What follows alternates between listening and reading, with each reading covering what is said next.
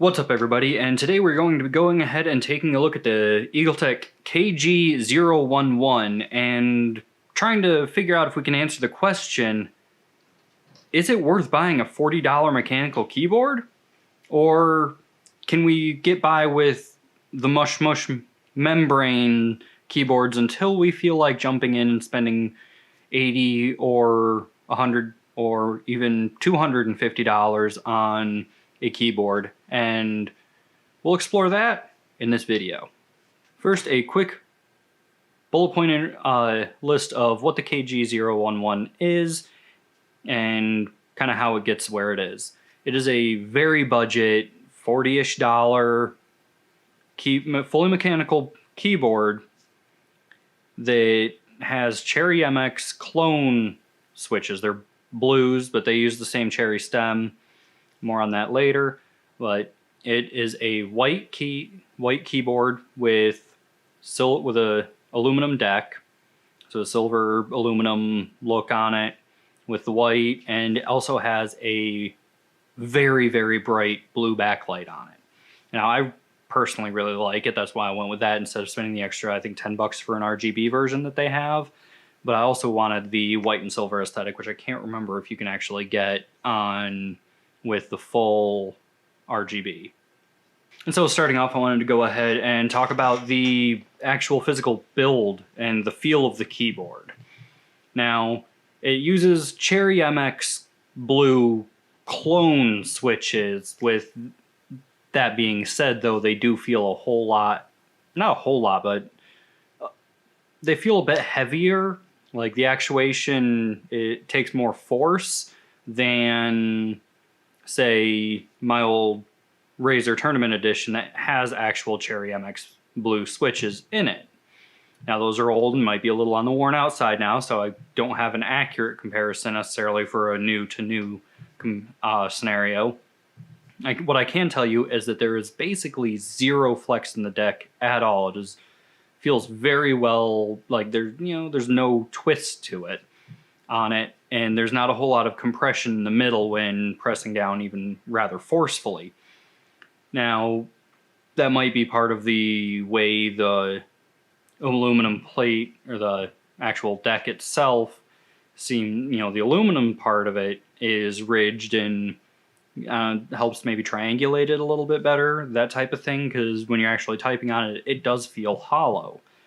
Now, unfortunately, one of the concessions in that nice sturdy design is when flat, it is very flat, and the rubber feet on the bottom stick fairly well, and it won't move around easily on your desk, or if you have an extended mouse pad like me, it does not move around at all, and it takes some good force to move it around. Now, unfortunately, with those little feet flipped out, it doesn't raise it up very high. Now, I like to have a fair bit of angle to my keyboards, and that makes it somewhat less pleasant to type on than otherwise noted. Now, some people might take issue with that. I have actually a paperweight propped up underneath the chord side of the keyboard, and that allows it to, that brings it up to what I feel is a comfortable typing height for me. Getting into the actual typing side of things, the keys feel good. They're double shot. They're double shot injected. ABS plastic, I don't think you're actually going to be able to see that at all. Let's see if I can get a decent shot of it. And the double shot injected. Unfortunately, the secondary functions or for all the function buttons and all that are just screen printed on top of the letter, on top of the key, instead of actually part of the bit that's backlit. When I was first looking at the keyboard, it looked as though the cord coming out of the keyboard wasn't centered on the keyboard itself, and that seemed really, really strange to me. And it kind of threw me off. I was going to put it in as like kind of something I didn't like about it for this. However, I just looked at it again, and it turns out the logo itself, the EagleTec logo, is what isn't centered on the keyboard. It appears to be centered in kind of like where you would expect it if it were a 10 keyless keyboard. So kind of ignoring the numpad and all that, it looks about centered for that. But looking at it like that, then the chord's not centered. So it's, you know, little concessions like that that really kind of drop the appeal of this level of keyboard, unless you can overlook things like that, which for me isn't that hard because it's a $40 product. And now for a quick type test, and we'll go through and compare the sound of it between, you have the EagleTec KG011, and then you have, it'll be like a circa 2012, 2013 Razer Black Widow Tournament Edition. So 10 keyless removable keys, but with the actual original, like, proper Cherry MX switches that Razer used before bringing the switch development in-house.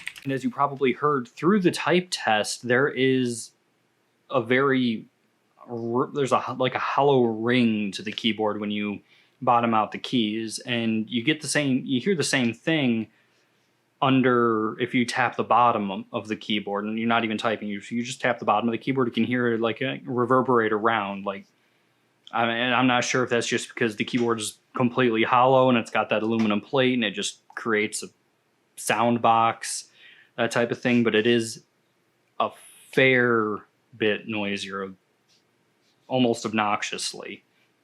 Like, I wouldn't recommend it for an office environment just for the noise that it makes.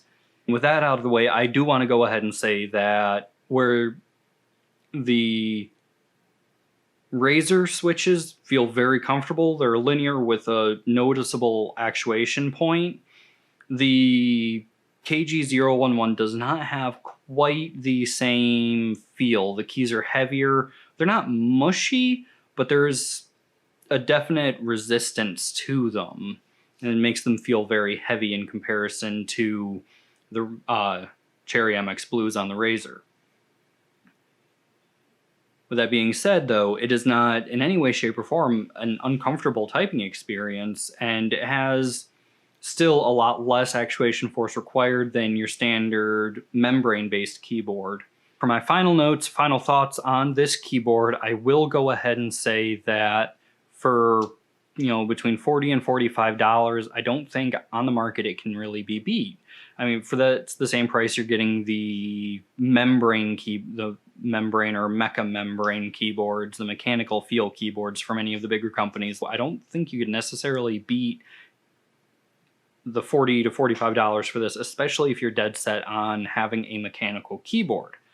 Now, I will say that if you have at least double the money to spend, the variety of options opens up incredibly, and if you are willing to spend that much money right out of the gate, spend that much money right out of the gate.